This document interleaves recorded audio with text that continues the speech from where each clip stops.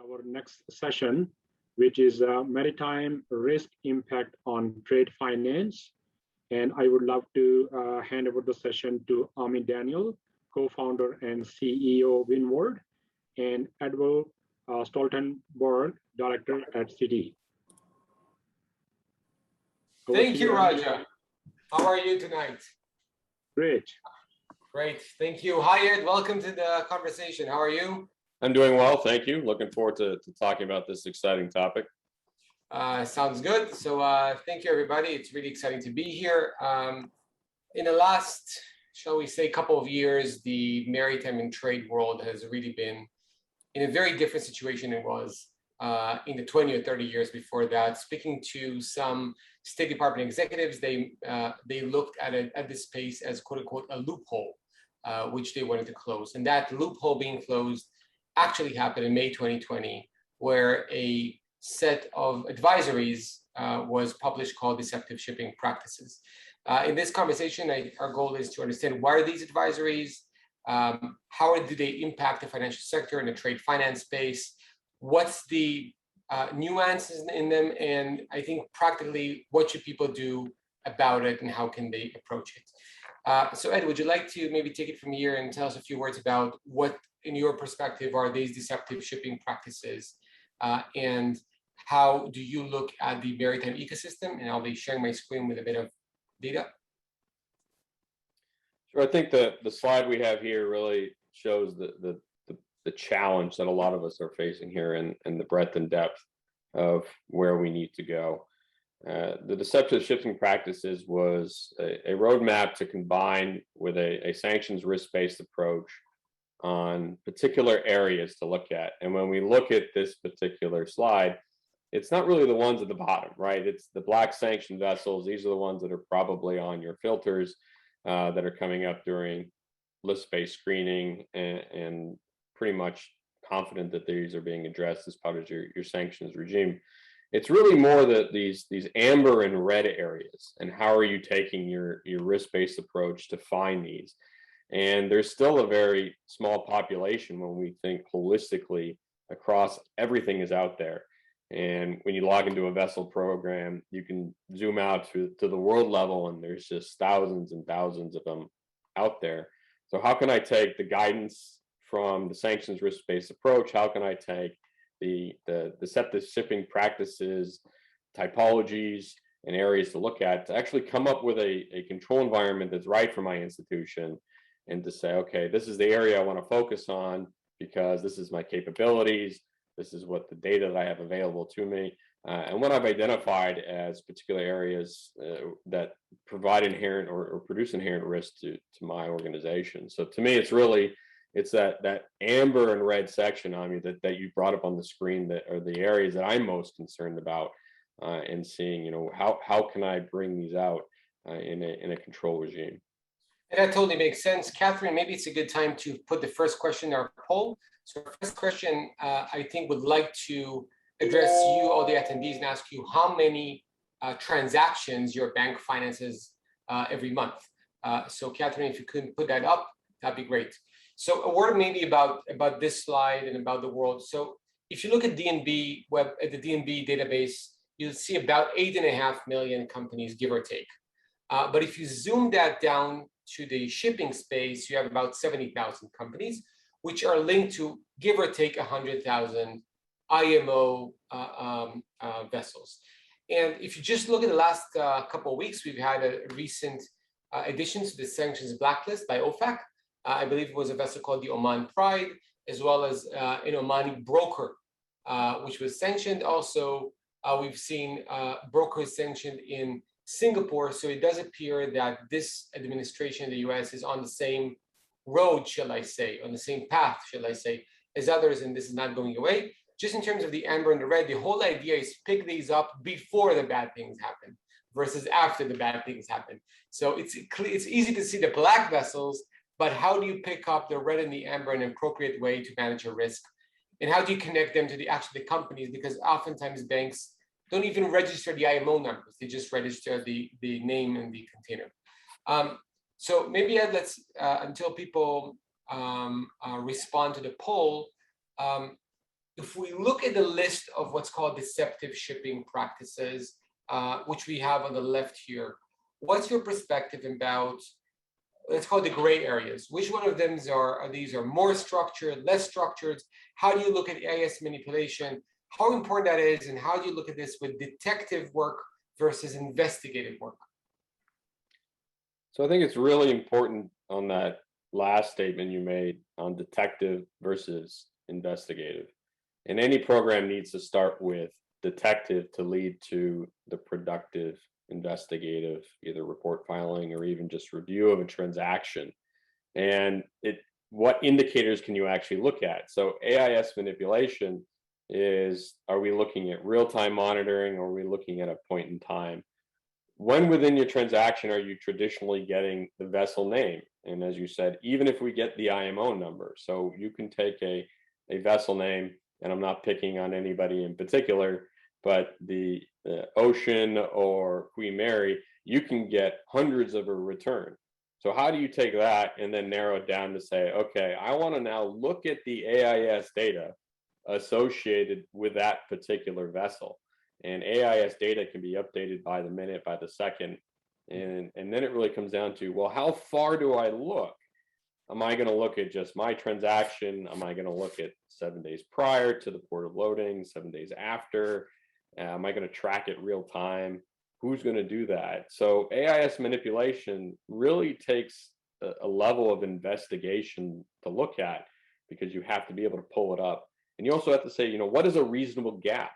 What do you think is a time that, okay, maybe something happened, or there was a storm, or something, the captain for whatever reason decided to do that?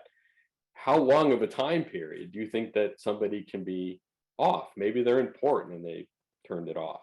So that's something else that I think makes AIS manipulation, it's not as straightforward as folks think. You have to take into account a lot of different factors. You could also take on, okay, their AIS was off. What port did I go to? And you can see, okay, maybe we went to ports A, B, and C, or maybe they didn't port. You have to think about, okay, they were off for a certain amount of time. What are the capabilities of that ship and where they could go? And how much do you think that they potentially offloaded or done a transshipment associated with that dark activity? So nothing here is really straightforward. I think some examples that we have here are more clear than others and should cause us for immediate concern if we see those. But it's very difficult to say what we would consider, you know, AIS manipulation on a real-time basis that is not, you know, weeks or days in that respect. So what I mean, what are your thoughts? I mean, you spend a lot of time in this, like I do, on AIS manipulation. I mean, this is, I'd say, what gets a lot of attention and can be the foundation or the initial red flag that many people say, okay, I want to now go look at this vessel in more detail. Sure. So when I look at manipulation, first and foremost, I think you look at, take a step back and understand that AIS was built, whatever, 1960s, part of the Safety of Life at Sea Treaty, and it's not really being built for this by definition. So you have a lot of noise. So AIS manipulation by definition is more of, can we take another vessel's name? Can we take another vessel's identity and transmit as if it's that? And by the way, there's all kinds of that. There's handshaking, there's changing MMSIs, there's changing IMOs. And we actually, I had a discussion with a big bank in the GC a couple of weeks ago, where in live, they asked me about a vessel that had manipulated that, their identity. And they were actually asked to finance that for an S&P, for a sales and purchase transaction. So they blocked that transaction, financing that transaction, because of that AIS manipulation. And if you ask yourself, how many times people are expected to look at this? So we have our first poll results.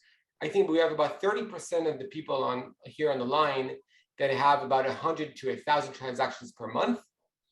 30% have 1,000 to 5,000. 13% have 10,000 to 20,000, and 25% have more than 20,000 transactions per month. So I think that puts the importance you mentioned about detective versus investigative. And I think ship-to-ship transfers were a lot in the news, and this is how it looks like. So imagine looking at every ship-to-ship transfer in the world every day, especially if you have 20,000 transactions per month, right? So it can create just a lot of noise. And what constitutes a ship-to-ship transfer? And is it only cargo or is it bunkering? And what about if it's dark ship-to-ship? I think dark ship-to-ship, when people turn off these transmissions, a bit harder to pick up. And you probably need to do that with a bit of imagery as well. So maybe that's a good segue to talk a bit about how can you go about this? Can you talk to us about what's, like, first of all, take a step back. What's rule-based? What's machine learning? What's cognitive AI? Just assume, I'm not sure if I can even buy all this data at the free market and how commoditized it is, but obviously there's some AI platforms provide that. But how do you approach it as a financial institution? Do you just buy data and say, ta-da, we have that? Or do you need to build something around that? I would say first start small. And I think a good example is a specifically sanctioned vessel by the name of Melody, which is on an OFAC list. Is when you look at that, when you look at a vessel like that, it's rules based. That some of the things that you could come out to detect that. So rules based is basically binary, right? Did this vessel change its name? Did it change its flag and was previously sanctioned? So if we're a smaller institution and you can see some of the things on there, it's really looking at some of these use cases that have come out in these notifications and to understand, okay, what can I actually do with the data set I have? And I think rules-based will get you beyond the step of list-based screening, because list-based screening as a requirement for the regulatory regimes does produce a lot of false positives. So how can we now move into this gray area and not just throw more nouns onto that? So the first step, I think, is that rules-based step where you get that nice binary result. It's very transparent. It can work with the data set you have. But as you begin to look at, say, a wider breadth and depth of vessels, you need to look into more of these artificial intelligence and machine learning techniques. Some of them can be static artificial intelligence. What that is you look at your history, you find a target, you specifically program the features and what you're looking for. And then the only changes that really happen is you go back into the system and you recalibrate it with a human being. Then on the far end of the spectrum, which is more cognitive type AI systems, which are not as transparent, but that's where the system learns and teaches itself, which is where it maybe be able to take your dispositions in real time and adapt faster. But that's obviously more expensive. And given the amount of vessels that we saw on the first slide of the presentation, where do you start? And I think it's really, you have to look at rules-based before you really go anywhere if you're going to have a detective control, is my personal recommendation, because some of those are already lined out to us in these regulatory notifications and in taking a risk-based approach. And if you look at one of the poll questions, people are very sensitive to false positive rates, not just because of, say, from a resource perspective, but it delays your transactions as well if you're doing real-time monitoring. And that can upset customers, that slows down the shipments as well, depending on when you get that vessel name.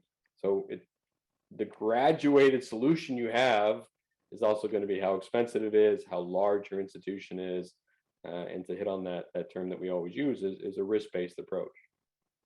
So maybe it's a good segue to asking, kind of reading the results of the poll. So the second question was, how has a company changed its approach to maritime sanctions since the May 2020 advisory by OFAC on deceptive shipping practices? So 19%, which is 1 out of 5 people here on the line, said we're still evaluating. 13% said we're in the process of changing our approach. And wait a second, and I think I'm missing the second two. Oh, sorry, and I think 44% said we've changed our approach to a rule-based approach. 90% says we've changed our approach but still using static data, and 6% says we now are leveraging AI and dynamic data. So first of all, I think the bottom line is that you have 40% of the market which still hasn't really moved. And I think another 20% that are still using static data, and 44% changing to rule-based approach. So obviously the far end of cognitive AI, which you mentioned, is still far from most of the people. And maybe I can share an experience, when obviously Citi is very big, when we spoke with some of our customers and users, sometimes said that even with a correspondent banking transaction financed by one of the big trade finance banks, they can sometimes get a rejection because of deceptive shipping practices and not really know why. So their experience is, well, we've screened with list-based. We didn't really screen it with deceptive shipping practices, sorry. But then we got dropped in the automatic screening process, which brings me to this point. So when the deceptive shipping practices advisory talk about voyage irregularities, what does that mean? So I think in not so many terms, and obviously this is a very visual case, right, is, am I going to finance somebody who's doing a journey they've never done, ever done, and they've never traded there?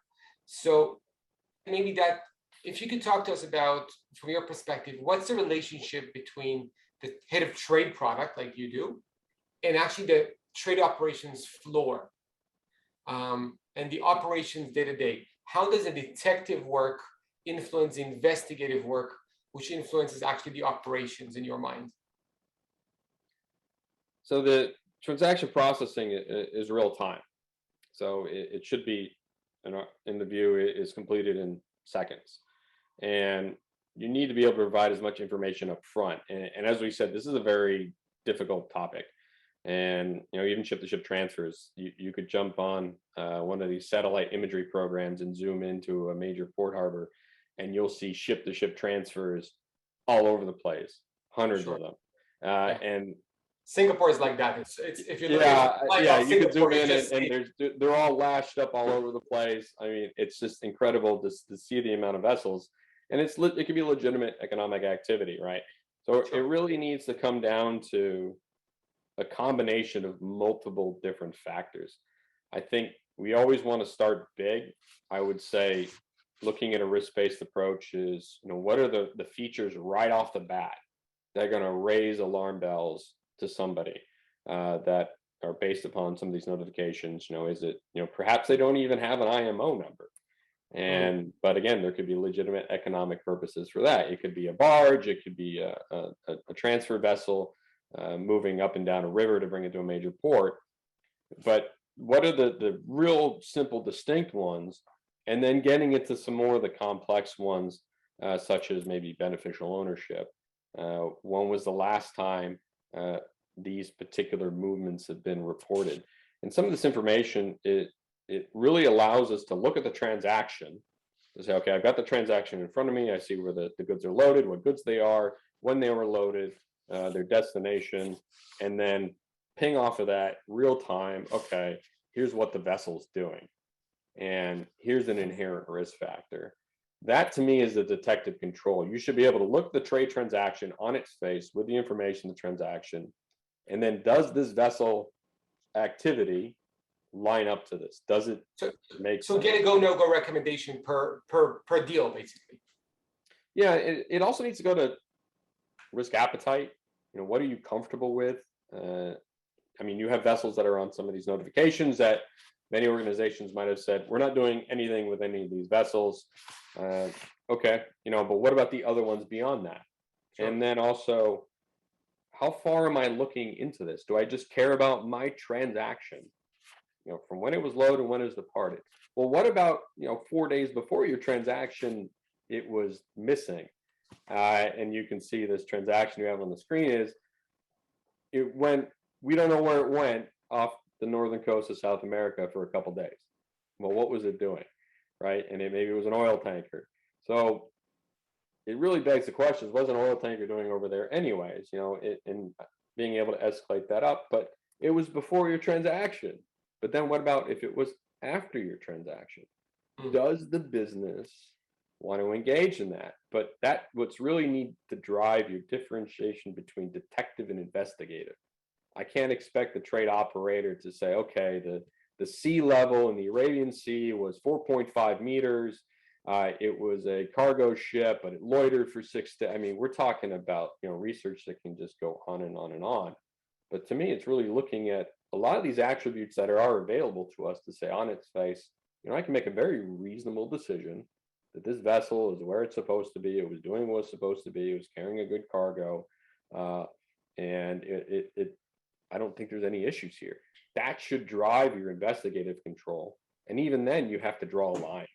You got to say, this is what I'm comfortable looking at. Because otherwise, you're going to go down a rabbit hole. And you and me like maritime stuff like this. We go into this, right? So we'll go down that rabbit hole to look for, specific things and, try and dig up maybe some new typologies and stuff. But we can't expect to do that for every single transaction. So you really got to box in your boundaries on saying, okay, we see maybe some anomalous activity. Now, what do we want our investigators to look for? And this is where the regulators would provide some insight. We can look at some geographic risk on top of that to combine them to say, okay, these are our procedures. And then knowing that, you can say, do I want machine learning? Do I just want to keep it rules-based? Do I want to do manual? And that should ultimately drive your solution behind that as well. So that brings me to the last question we had in the poll, which was, what do you think is the biggest barrier challenge to manage this maritime risk?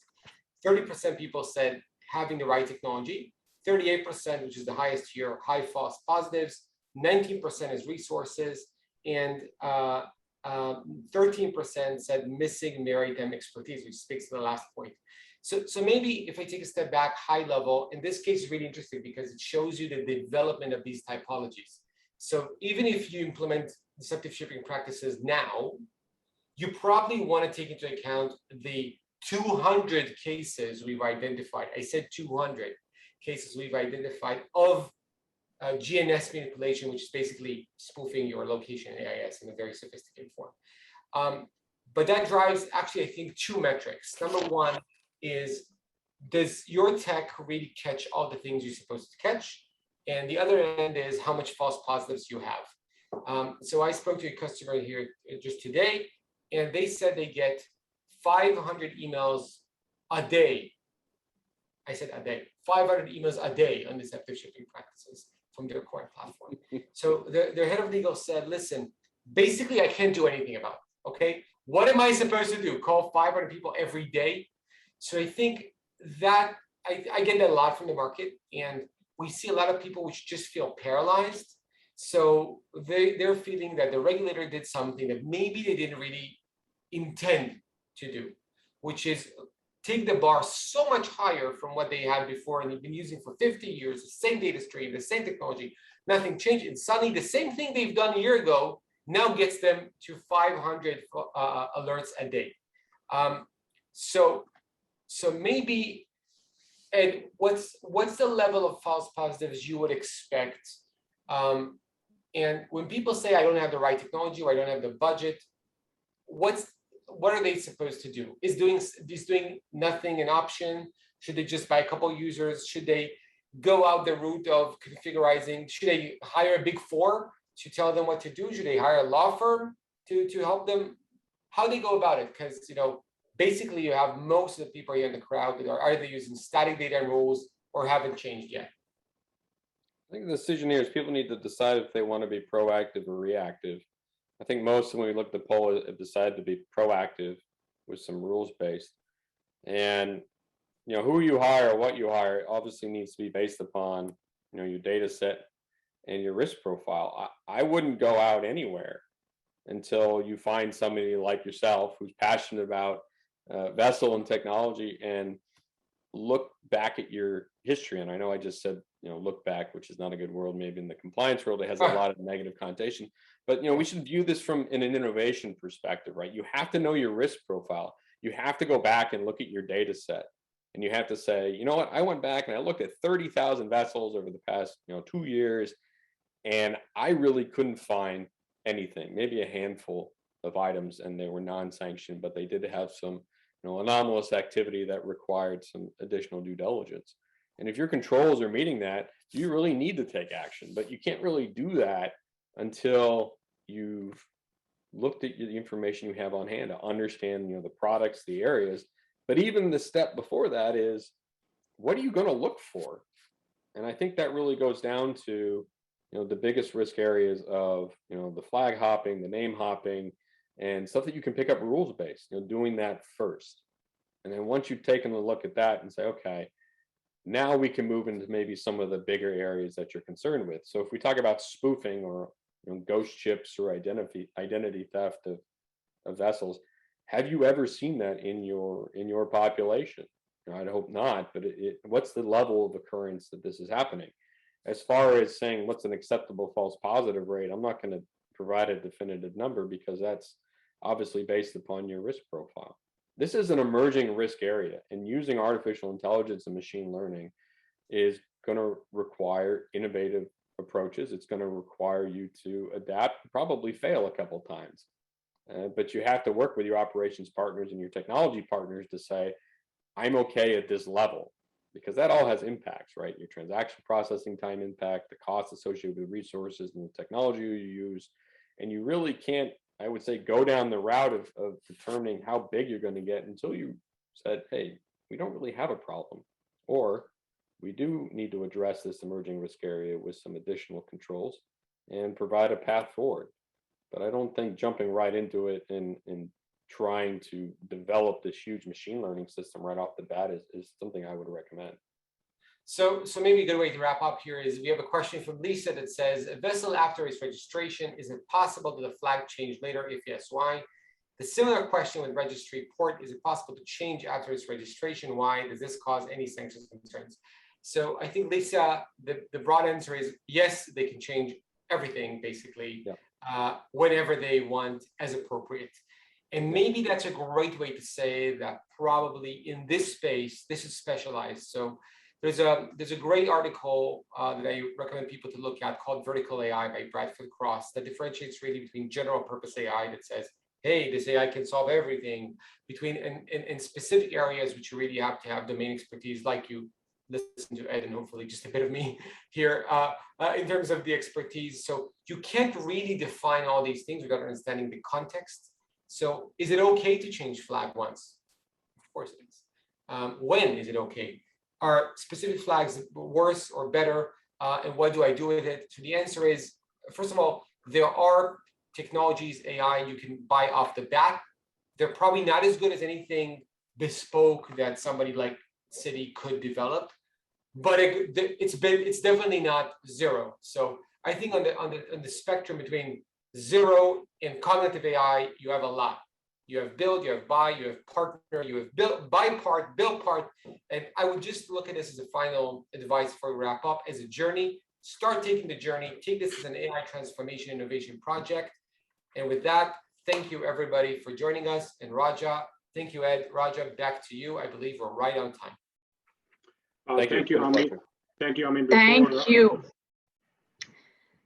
Thank you. That was right on time. And thanks, Ami and Edward, for the enlightening talk and cruising us through the maritime risk and how to tackle that with AI machine learning techniques.